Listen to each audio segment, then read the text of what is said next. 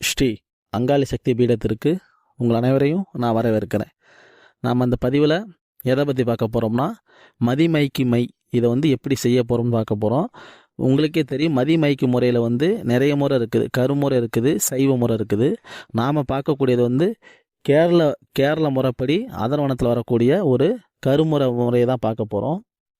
இந்த முறை பார்த்திங்கன்னா எதற்கு பயன்படும் அப்படின்னா, நம்ம யார்கிட்ட போய் நின்று பேசுகிறோமோ சரிங்களா, சொந்த பந்தமாக இருக்கட்டும் சரிங்களா, நண்பர்கள், உறவினர்கள், ஒரு ரியல் எஸ்டேட் தொழில், யார் கூட நின்று யாருக்கு ஆண்கள் பெண்கள் யார் கூட நின்று பேசினாலும் எதிரியாக கூட இருக்கலாம் சரிங்களா.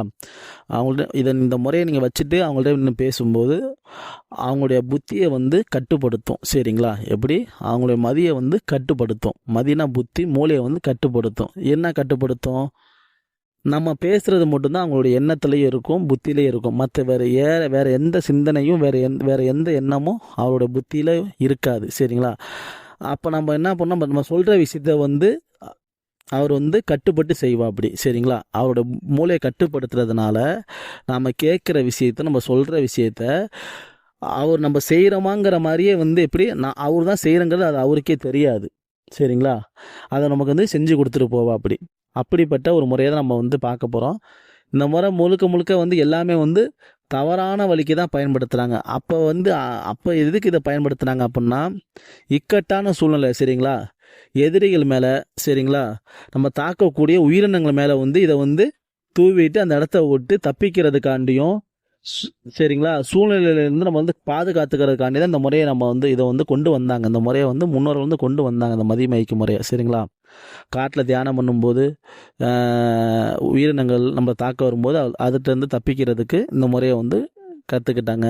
எதிரிகள் நம்மளை தாக்க வரும்போது அவங்கள்ட்ட அந்த இடத்துல பாதுகாத்துக்கிறதுக்கும் இந்த முறையை கொண்டு வந்தாங்க.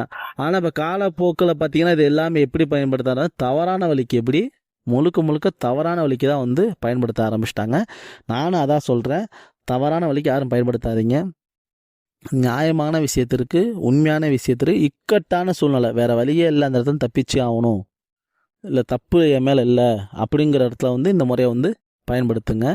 ஏன்னா இந்த முறை நீங்கள் யார் மேலே வேணால், ஆண்கள் பெண்கள் சரிங்களா, ஆண்கள் பெண்கள், வேலை செய்கிற இடத்துல நண்பர்கள், சொந்தங்கள், பந்தங்கள், யார் மேலே வேணால் பயன்படுத்தலாம். உடனே நீங்கள் பார்க்கும்போது உங்கள் பார்வையை நீங்கள் உங்களை பார்த்து பேசிட்டாவே போதும், உங்களை பார்த்து பேசிட்டா போதும், அந்த இடத்துல அவங்க உடனே மதிமயங்கியாகி வசியமாயிருவாங்க உங்களுக்கு சரியா. நீங்கள் என்ன கேட்குறீங்களோ அவங்கள்ட்ட என்ன வேணாலும் கேட்கலாம். இப்போ ஒரு பேச்சுக்கு அவங்கள்ட்ட உண்மையான விஷயங்கள் இருக்குது, நம்மள்ட்ட மறைக்கிறாங்க அப்படின்னாலும் அந்த உண்மையான விஷயத்தை அந்த இடத்துல கேட்டிங்க அப்படின்னா அவங்க சொல்லிடுவாங்க சரிங்களா. அப்படிப்பட்ட ரகசியமான விஷயத்தை நீங்கள் கேட்டு வாங்கிக்கலாம், எப்பேற்பட்ட விஷயத்தையும் சாதிச்சுக்கலாம் சரிங்களா. அதனால தான் சொல்ல வரேன், நன்மையான விஷயத்திற்கு முன்னே பயன்படுத்துங்க. இதற்கு தேவைப்படக்கூடிய பொருட்களை பார்ப்போம். என்ன பொருள் அப்படின்னா, இறந்து போன அண்டங்காக்கானுடைய கண்ணு சரியா, இறந்து போன கருப்பு பூனையினுடைய கண்ணு, இந்த 2 கண்ணை என்ன பண்ணுறீங்க அப்படின்னா, கருப்பு துணியில் சுத்தமான கல் இருக்குது பார்த்தீங்களா, அதில் ஒரு 3 நாள் ஊற வச்சுருங்க. எப்படி இந்த 2 கண்ணையும் சுத்தமான கருப்பு துணியில் முடிச்சு போட்டு, கல் சரிங்களா, சுத்தமான கல் அதில் 3 நாள் ஊற வச்சுருங்க. 3 நாள் ஊறினதுக்கு அப்புறமேட்டு அதை வெளியே எடுத்துகிட்டு அந்த முடிச்சோடையே 3 நாள் வெயிலில் காய வைங்க சரிங்களா.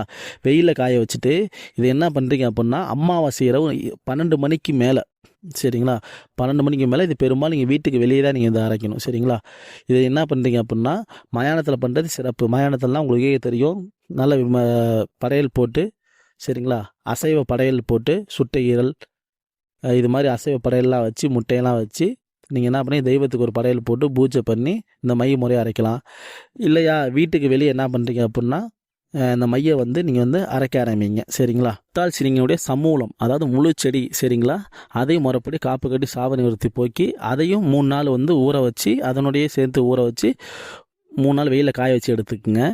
இப்போ என்ன பண்ணுறீங்கன்னா, அமாவாசை இரவு 12 மணி போல் சரிங்களா, ஒரு நெய் தீபம் ஒன்று ஏற்றிட்டு கல்வத்துக்கு பூசணிக்காய் பழி கொடுங்க சரிங்களா. பூசணிக்காய் பழி கொடுத்ததுக்கு அப்புறமேட்டு இப்போ என்ன பண்ணுறீங்க அப்படின்னா, அந்த கண்ணு கருப்பு கலர் முடிச்சிருக்கு பார்த்தீங்களா, அதையும் தொட்டால் சினிங்களுடைய சமூலத்தையும் என்ன பண்ணுறீங்க அப்படின்னா, பச்சை கற்பூரம் போட்டு நல்லா காஞ்சி தான் இருக்கும், அதை கருக்குங்க சரிங்களா. கருக்குனதுக்கு அப்புறமேட்டு அந்த கருக்குனதை கல்வத்தில் போட்டு அது கூட நல்லா தெரிஞ்சுங்க அஞ்சனைக்கல் சரிங்களா. அஞ்சனைக்கல்லை சேர்த்துக்கிட்டு அத்தர், புணுகு, சவ்வாது, கோரோசனை, இது கூட சுத்தமான பசுமாட்டு நெய், அது கூட தேன் சரிங்களா. இதெல்லாம் சேர்த்து நல்லா மை பக்குவத்துக்கு அரைங்க. அரைச்சதுக்கு அப்புறமேட்டு இதை வந்து தினைக்கும் சரிங்களா, ஒரு நாளைக்கு வந்து மந்திரம் கொடுக்குறேன் 108 மினி.